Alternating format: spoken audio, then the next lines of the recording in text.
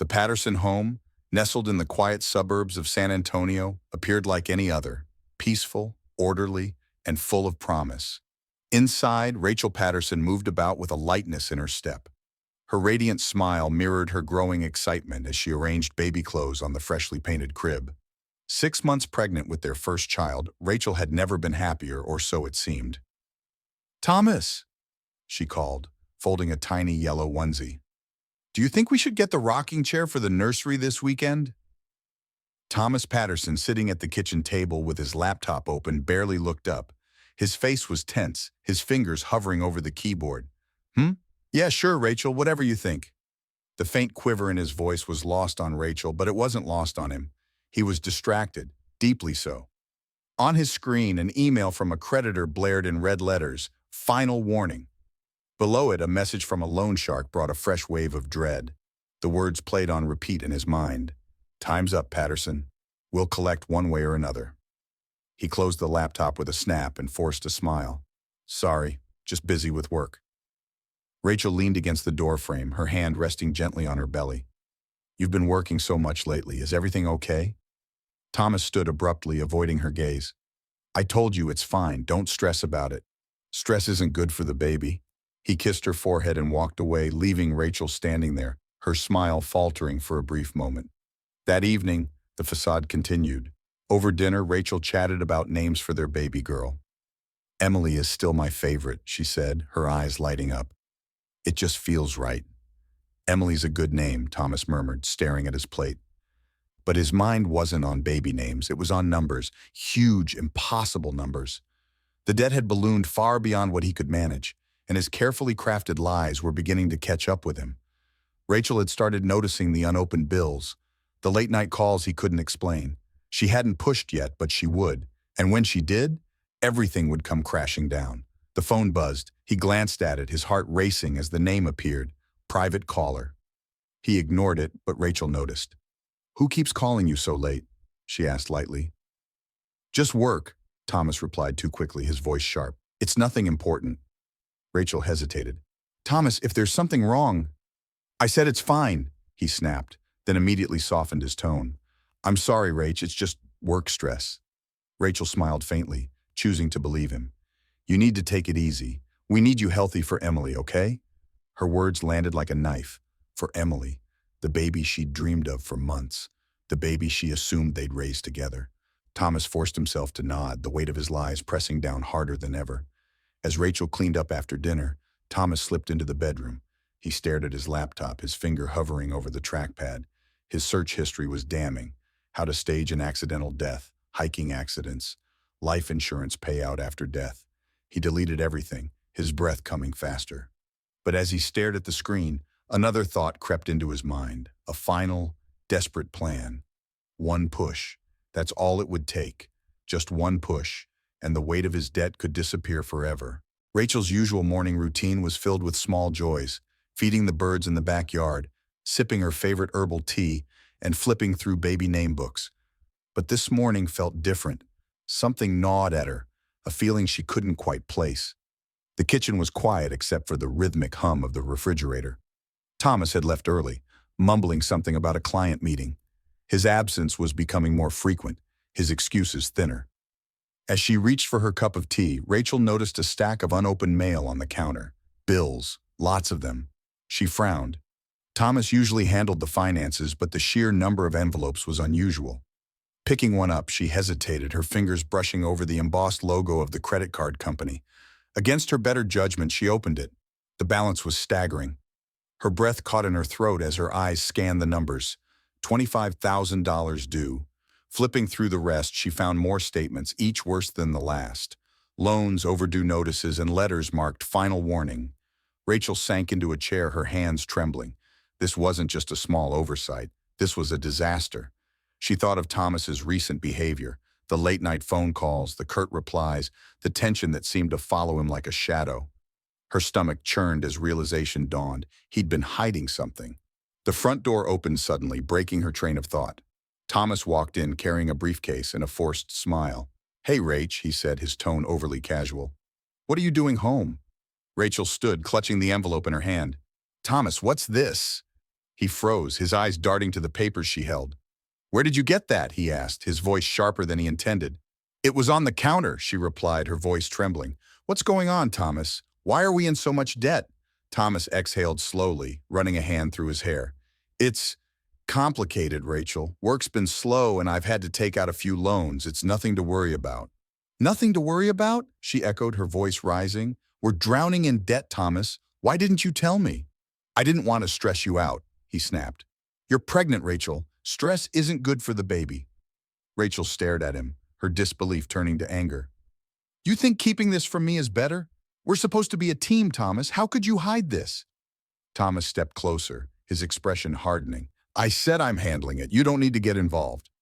Silence hung heavy between them, broken only by the ticking of the kitchen clock. Rachel's heart ached as she looked at the man she thought she knew. "This isn't about just me, Thomas. We have a child on the way. If you don't tell me everything, how can I trust you?" Thomas turned away, his shoulders tense. "I'll fix it, Rachel. Just let me handle it."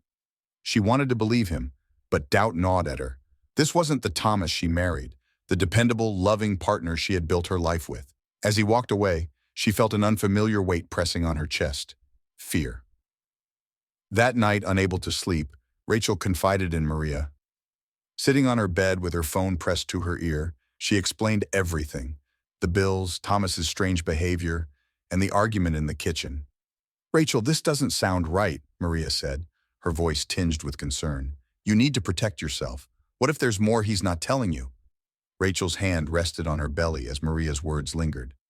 "I just want to believe he's telling the truth," she said softly. "But what if he's not?" Maria sighed. "Promise me you'll be careful, Rachel. You can't afford to take chances," Rachel promised, though her heart felt heavy. As she hung up the phone, her gaze drifted to the pile of mail still sitting on the counter. Something told her this was only the beginning of a much darker truth. Thomas sat alone in his car, parked in an empty lot at the edge of town. His hands gripped the steering wheel as the weight of his situation pressed down on him. The silence was deafening, interrupted only by the occasional vibration of his phone. Ignoring the calls, he stared blankly at the dashboard, his mind racing. This wasn't just debt anymore. It was survival. The loan sharks had made that clear. Their last visit was etched in his memory, the sharp knock at the door, the menacing voices, and the threats that followed. "If you can't pay, we'll make you pay." The unspoken implication sent chills down his spine. Thomas exhaled sharply, running a hand through his hair. He had no way out, no savings, no help, except there was one way. A dark, desperate thought had taken root in his mind days ago, and now it grew like a weed, impossible to ignore. Life insurance. He opened his laptop, his fingers trembling as he typed into the search bar, "How to collect life insurance after an accident." The screen filled with results, articles, forums, advice columns. His pulse quickened as he clicked through them, piecing together a plan. It was simple, almost too simple. An accident in a remote area, no witnesses, a convincing story. One mistake, and all his problems would vanish. Rachel. The name echoed in his mind, bringing with it a wave of guilt. He pictured her smile, her laughter, the way she cradled her growing belly as she spoke about their future. But that future was a lie. He had lied to her about the debt, the threats, everything. And now, he would have to lie one last time. The next day, Thomas sat across from an insurance agent, his demeanor calm, rehearsed. "I'd like to update my wife's policy," he said, sliding the paperwork across the desk. "With the baby on the way, I want to make sure we're prepared for anything." The agent smiled politely, nodding as he reviewed the documents. "It's always good to be proactive," he said. "Increasing the policy is a smart move." Thomas forced a smile, his heart pounding as the agent stamped the approval. It was done. The plan was in motion. That evening, he approached Rachel in the living room, his tone light. "Hey, I was thinking, we should take a little getaway this weekend. Just the two of us. How about a hike, something scenic?" Rachel looked up, surprised but pleased. "A hike? That sounds nice. Are you sure you can take time off work?" Thomas nodded, his smile never faltering. "Yeah, I think we both need a break. Besides, it'll be good for us." As Rachel agreed, her eyes bright with excitement, Thomas felt a pang of something he couldn't quite name. Was it guilt? Doubt? He pushed the thought aside. There was no room for second-guessing. Not now. Over the next few days, he finalized every detail. He chose a location, a secluded canyon trail he'd visited once before. Remote, steep, dangerous. Perfect. He packed the essentials, careful to include Rachel's favorite snacks and her camera. Every decision was deliberate, designed to make it look like an innocent trip. The night before the hike, Thomas lay awake, staring at the ceiling. Rachel slept soundly beside him, her hand resting protectively on her belly. The baby's name floated in his mind. Emily. He squeezed his eyes shut, willing the thought away. He couldn't afford to think about the life he was about to destroy. This wasn't about Rachel. It wasn't about Emily. It was about him and survival. As dawn broke, he watched Rachel prepare for the day, her excitement infectious. "I can't wait to take some photos," she said, her voice light. "We'll have memories to show Emily when she's older." Thomas forced a laugh. "Yeah, memories." The words tasted bitter on his tongue, but he swallowed them down. The plan was set. All he had to do now was follow through. The trail stretched ahead, winding through rugged terrain and towering cliffs. The morning sun cast long shadows, and the crisp air carried the faint scent of pine. Rachel adjusted her backpack and looked around, her eyes sparkling with excitement.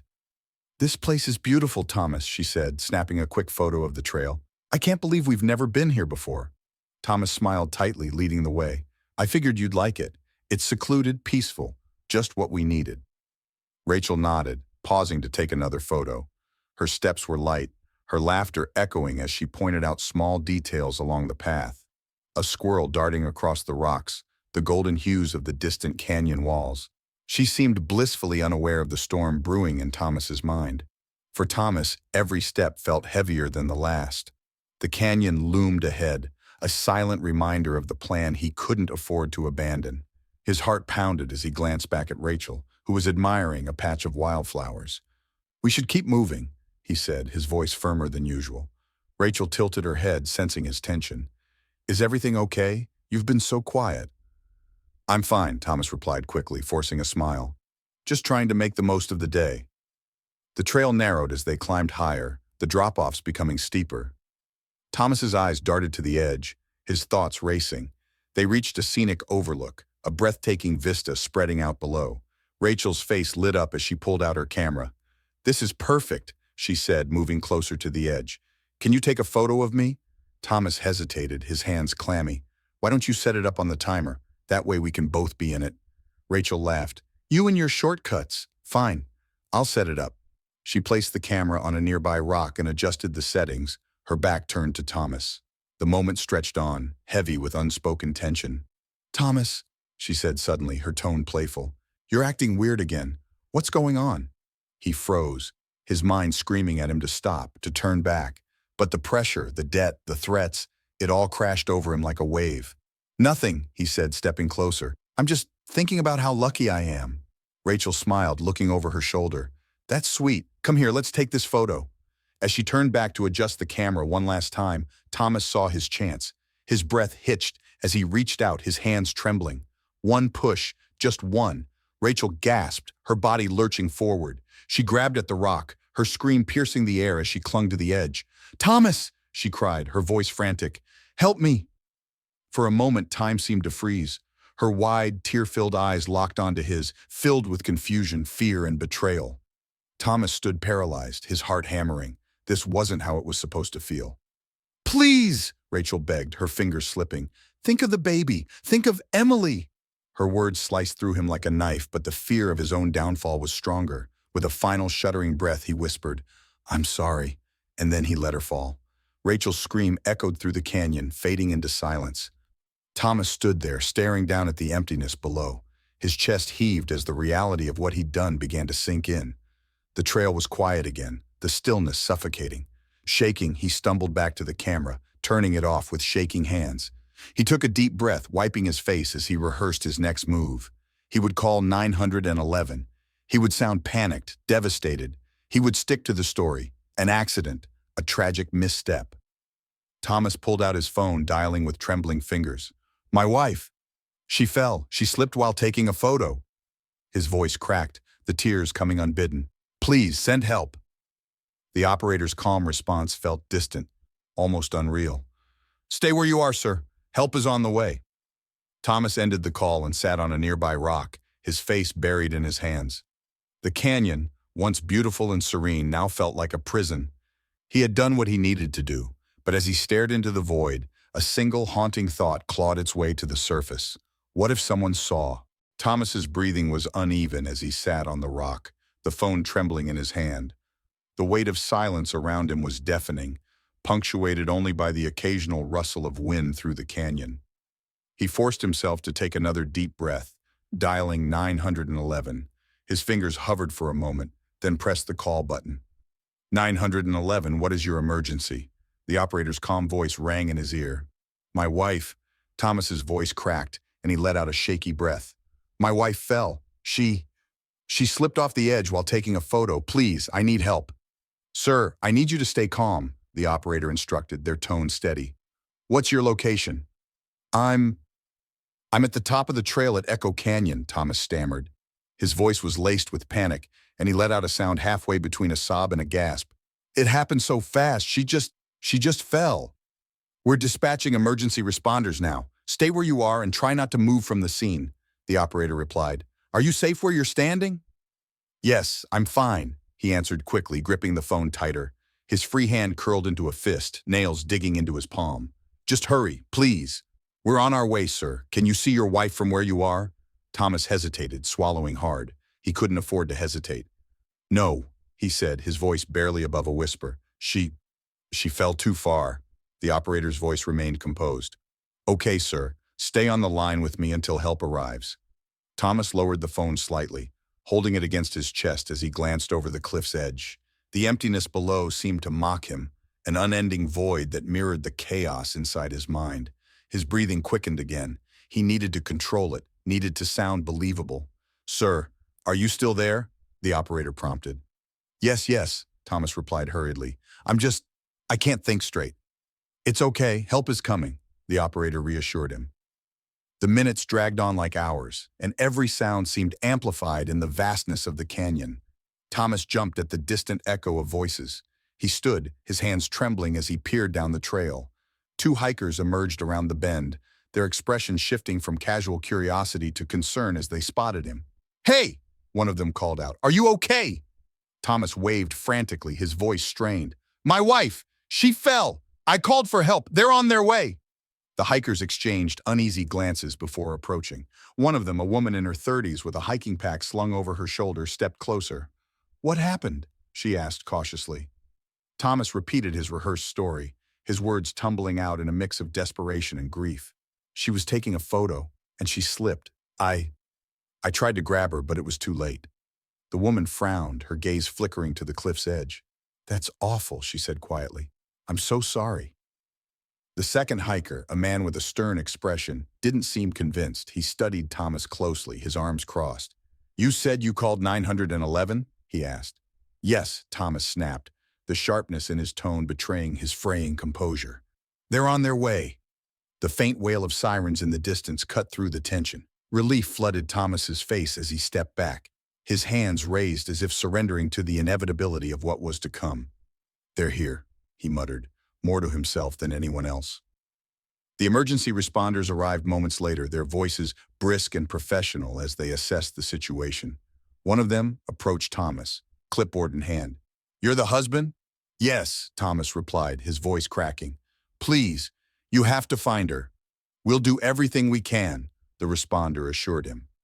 But as they moved toward the cliff's edge to begin their search, Thomas felt the weight of their skeptical glances.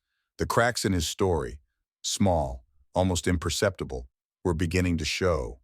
And for the first time, Thomas wondered if he could keep it together long enough to survive what was coming next.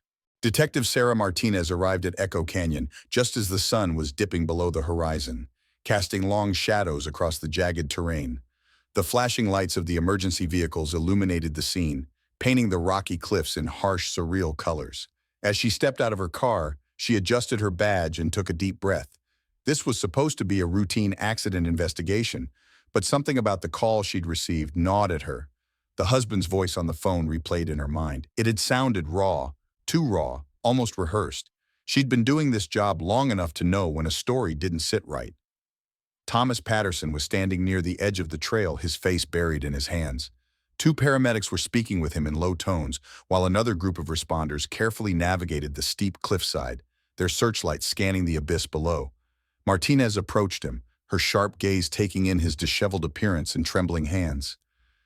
"Mr. Patterson?" she asked, her tone calm but firm. "I'm Detective Martinez. Can I ask you a few questions?" Thomas looked up, his eyes red and glistening.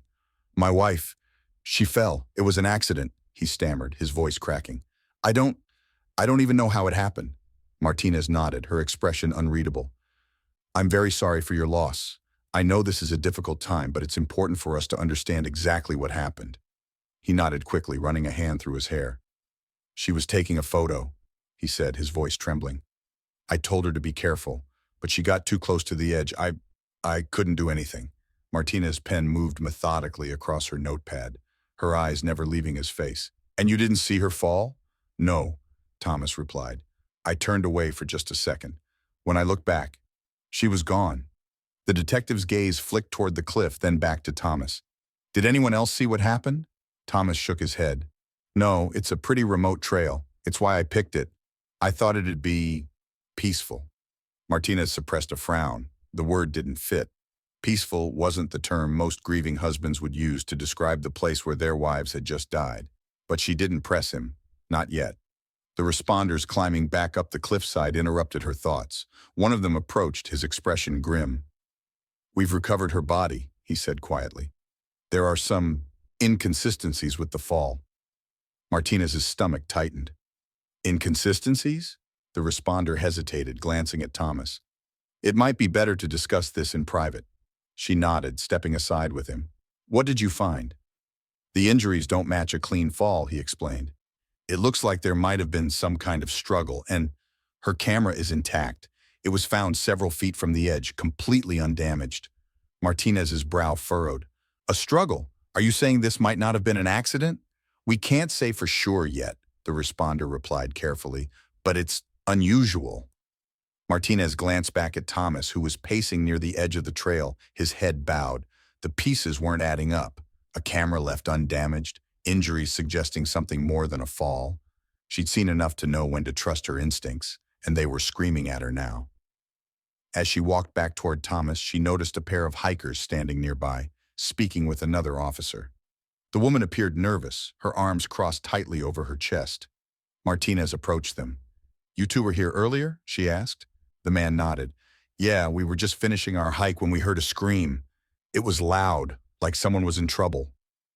Martinez's pulse quickened. "Did you see anything?" "No, we were too far away," the woman said, her voice barely above a whisper. "But we thought we heard a man yelling, something like, 'Just let go.'" The words hit Martinez like a blow. She kept her expression neutral, but her mind was racing. She turned back toward Thomas, who was now sitting on a rock, his head in his hands. Something wasn't right, and she was determined to find out what. Detective Martinez sat in her dimly lit office, surrounded by stacks of files and glowing computer screens. The peculiarities at the scene of Rachel Patterson's death gnawed at her. Something didn't sit right, not with the timeline, not with Thomas Patterson's shaky story, and certainly not with the hiker's claim of hearing a man yelling, "Just let go." "Pull everything we can on Thomas Patterson," Martinez ordered her team. "Financials, phone records, internet history. If there's something there, I want to see it." The first piece of the puzzle landed on her desk the next morning, a credit report. Martinez's eyes scanned the document, her brows knitting together. Over $150,000 in outstanding debt, multiple maxed-out credit cards, a personal loan from a high-risk lender, and overdue mortgage payments. It painted a grim picture of a man drowning in financial ruin. And then there was the life insurance policy. Just months earlier, Thomas had increased Rachel's coverage from $250,000 to $1 million. The timing was suspicious, too suspicious. "Life insurance adjustment," Martinez muttered, circling the entry on the report, right before her death. Classic red flag. She leaned back in her chair, the wheels turning. This wasn't just desperation, it was premeditation. But she needed more than paperwork. She needed to know how far this financial web stretched. Later that day, Martinez met with a financial investigator. "We need to follow the money," she said, sliding the files across the table. "Find out where it's going and who's involved." The investigator's findings came swiftly. Thomas had been making substantial withdrawals from their joint account, amounts that didn't add up. The funds weren't being spent on household expenses or baby preparations. Instead, they were disappearing into anonymous online accounts and flagged as transfers to gambling sites. Even more troubling, he had recently wired $10,000 to a private loan firm notorious for its predatory practices. The lender's reputation was built on one promise: pay or face the consequences. "What about his internet history?" Martinez asked during a team briefing. Her assistant handed her a folder. "We pulled everything. You're going to want to see this." Martinez opened it, her jaw tightening. The search terms were chilling: how to stage an accidental death, hiking accidents insurance payout, how to push someone off a cliff. Each entry felt like a puzzle piece slotting into place, creating a damning picture. "That's not just incriminating," she said, her voice hard. "That's intent." Martinez's phone buzzed. It was a neighbor of the Pattersons. "Detective, I heard about Rachel," the voice on the other end said hesitantly. "I don't know if this helps, but I overheard Thomas a few weeks ago.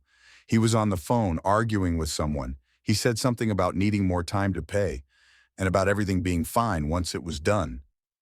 The neighbor's statement solidified Martinez's suspicions. The financial strain, the hasty insurance adjustment, the damning search history. It all pointed to a man who saw his wife not as a partner, but as a lifeline. "Let's pull phone records next," she told her team, her determination mounting. "If he's been in contact with these loan sharks or anyone else tied to this mess, we'll find it." By the end of the day, she had what she needed. Call logs showed frequent conversations with numbers tied to debt collectors and even a known loan shark. The timeline matched perfectly. Calls to the loan shark ramped up in the weeks leading to Rachel's death and stopped abruptly after the accident. Martinez sat back, her fingers steepled as she stared at the compiled evidence. Thomas Patterson was unraveling before her eyes, his story crumbling under the weight of facts. Yet, there was still one thing she needed to confirm. Had he truly thought he could get away with it? She knew the answer was yes. Men like Thomas always thought they could. But now, the evidence told a different story. Rachel Patterson had been worth more to him dead than alive, and that single haunting truth was the key to bringing him down. The evidence was damning, but it was a recording recovered from Rachel's phone that became the voice she could no longer give. Detective Martinez sat in the evidence room, staring at the device in her hands. The phone, scuffed but functional, had been found in Rachel's pocket when her body was recovered. A forensic analysis revealed an audio file recorded just minutes before her death. Martinez plugged in her headphones, bracing herself. The recording started with ambient sounds: the wind, faint bird calls, the crunch of gravel underfoot. Then Rachel's voice came through, bright and carefree.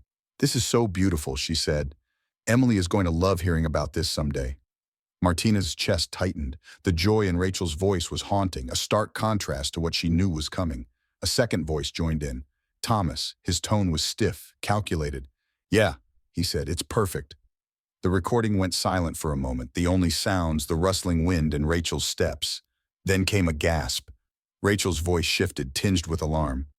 "Thomas, what are you doing?" The next words sent chills down Martinez's spine. "It's better this way," Thomas said, his voice low but clear. There was a scuffle, the sound of Rachel struggling, her breath coming in panicked gasps. "Please don't think of Emily," Rachel cried, her voice breaking. The recording ended abruptly. Martinez removed the headphones, her hands trembling. She'd listened to confessions, admissions of guilt, and raw moments of grief, but nothing like this.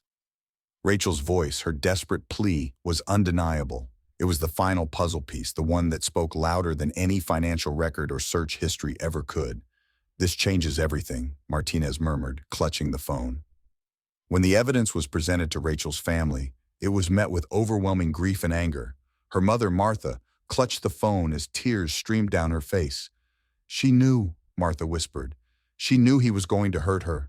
Rachel's sister Allison stood nearby, her fists clenched. "We can't let him get away with this," she said fiercely. "Rachel deserves justice." Martinez nodded, her resolve solidified. "We have everything we need," she said. "This recording ensures that his lies won't protect him anymore." As the recording became a cornerstone of the prosecution's case, Rachel's voice resonated far beyond the courtroom. Her words, immortalized in those final moments, became a rallying cry for her family and friends. The media picked up the story, dubbing Rachel's recording her legacy from beyond. News outlets aired segments highlighting her life, her work as a teacher, and her dreams for her unborn daughter. The public reaction was swift and emotional. Vigils were held in her honor, with candles lining the steps of the school where she had taught. Parents and students spoke about the impact Rachel had made on their lives. "She was more than a teacher," one student said during a vigil. "She was someone who believed in us, and she didn't deserve this." Rachel's family used the outpouring of support to start a foundation in her name, dedicated to helping women in crisis and advocating for domestic violence prevention. The foundation's motto was inspired by Rachel's own words, "Think of Emily." For Detective Martinez, the case had become deeply personal. Rachel's voice had left an indelible mark, driving her to ensure that justice was served. "She didn't die in silence," Martinez told reporters. "She made sure her truth was heard." As the trial date loomed closer, the weight of Rachel's recording bore heavily on Thomas Patterson. He sat in his holding cell, replaying his choices in his mind, haunted by her voice. No matter how carefully he had planned, he couldn't erase what Rachel had left behind, a legacy of courage, love, and truth. Thomas Patterson sat in the dimly lit interrogation room, the air thick with tension. Detective Martinez leaned against the table, her sharp gaze fixed on him. The weight of evidence against him had been building for days, and now, with Rachel's recording in hand, the cracks in his story were ready to split wide open. "Thomas," Martinez began, her voice steady but pointed, "we need to go over your version of events again, from the start."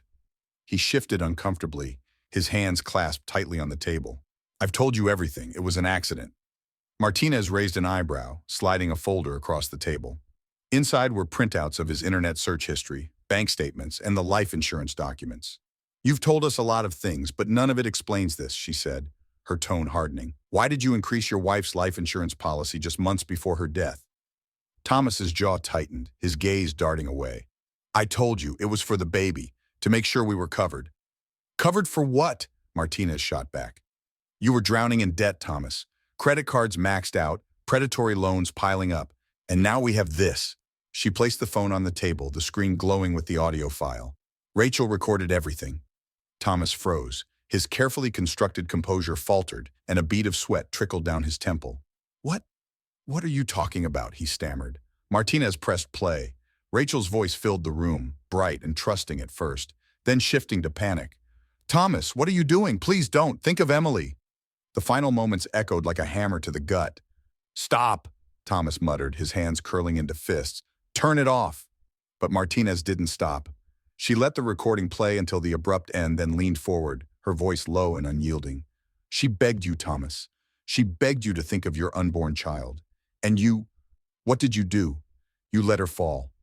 Thomas's breath came in short, ragged bursts. He slammed his hands on the table, his face contorted with anger.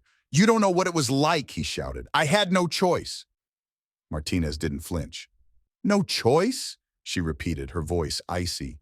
"You planned this, Thomas. The searches, the insurance, the hike. Every move you made was calculated." He slumped back in his chair, the fight draining from him. "It wasn't supposed to happen like that," he said quietly, almost to himself. I needed the money. They would have come for me." "They?" Martinez pressed. "The loan sharks you wired $10,000 to? The ones you stopped calling after Rachel died?" Thomas's head snapped up, his eyes wide. He realized too late that he had already given too much away. The silence that followed was deafening.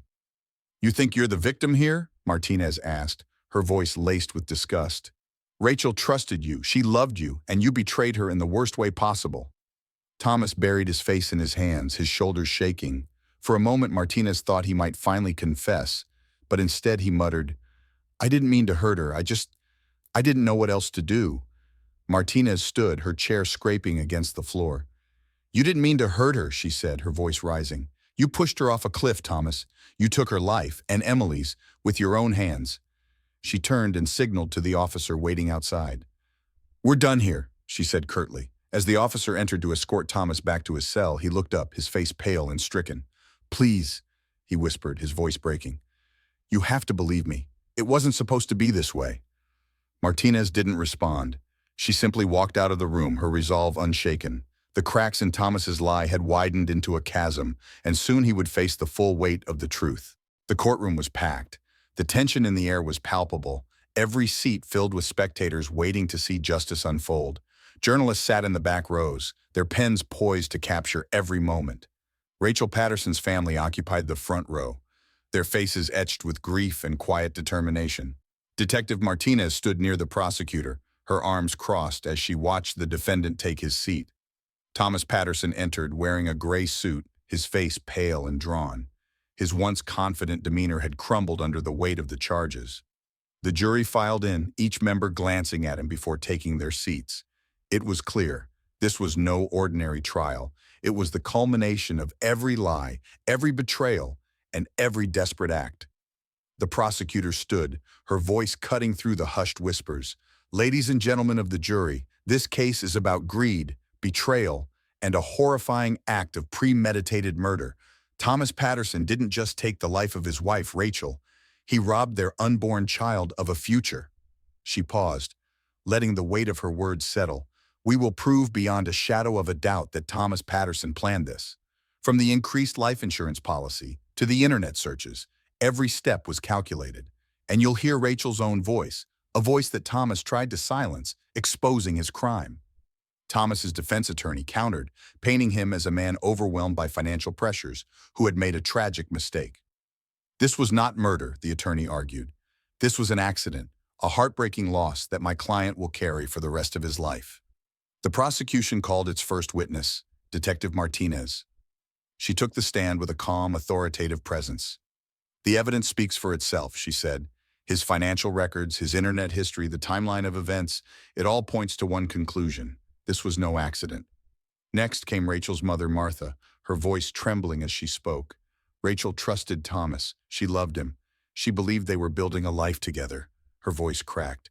He didn't just kill my daughter. He killed Emily. He killed every dream Rachel had for her family.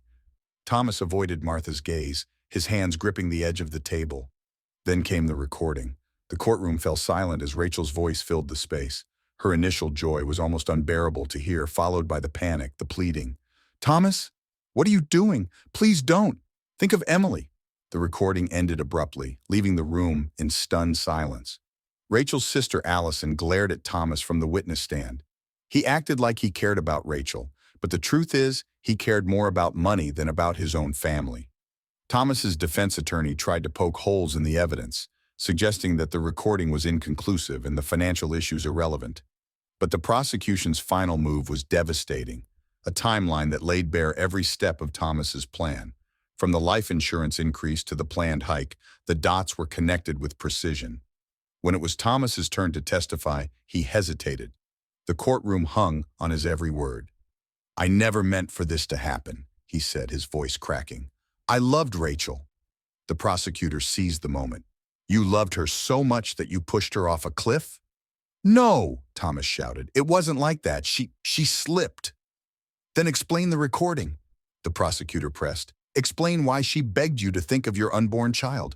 Explain why your own words, it's better this way, sealed her fate. Thomas stammered, his words incoherent. The jury's faces were a mix of disgust and disbelief. The courtroom erupted in murmurs, the weight of his guilt now undeniable. When the trial concluded, the judge addressed the jury. You must decide if this was a tragic accident or an act of cold-blooded murder.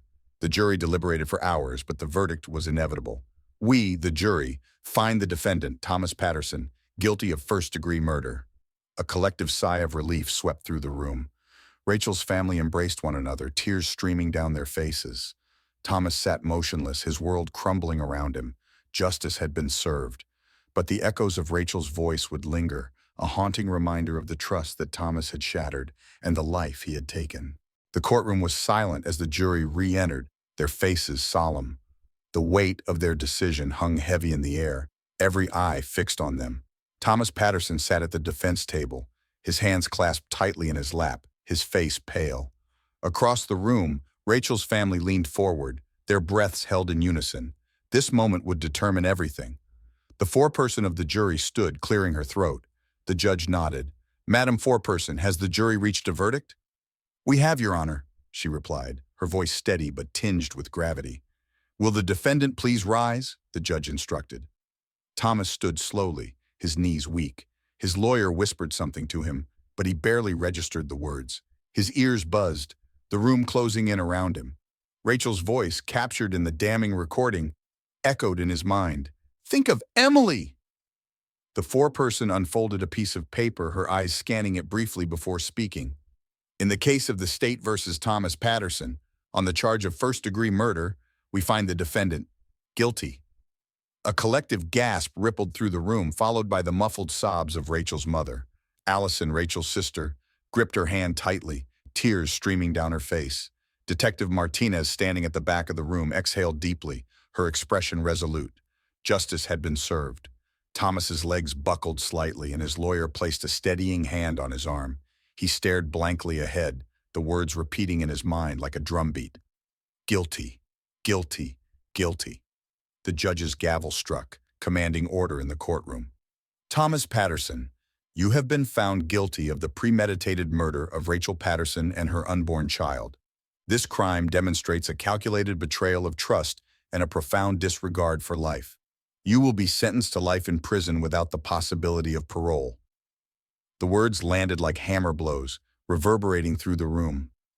Rachel's family embraced one another, their tears a mixture of relief and sorrow. There was no bringing Rachel or Emily back, but this verdict meant that Thomas could no longer harm anyone else. As the bailiffs approached Thomas to escort him out, he turned toward Rachel's family. For a fleeting moment, his expression wavered. Was it regret? Desperation? A final attempt at absolution? But no words came. He lowered his head, his shackles clinking as he was led away.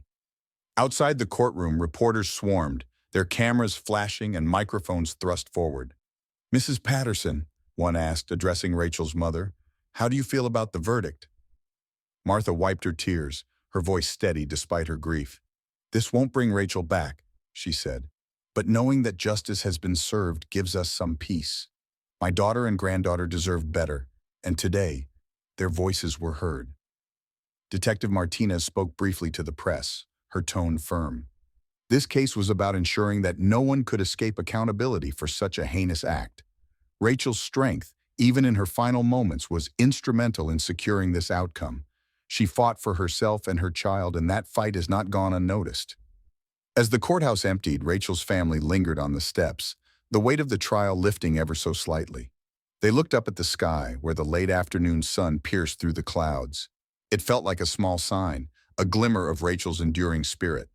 For Thomas Patterson, the rest of his life would be spent behind bars, haunted by the choices that had brought him there. But for those who loved Rachel, the verdict marked the beginning of healing, a chance to honor her memory and ensure her story would never be forgotten.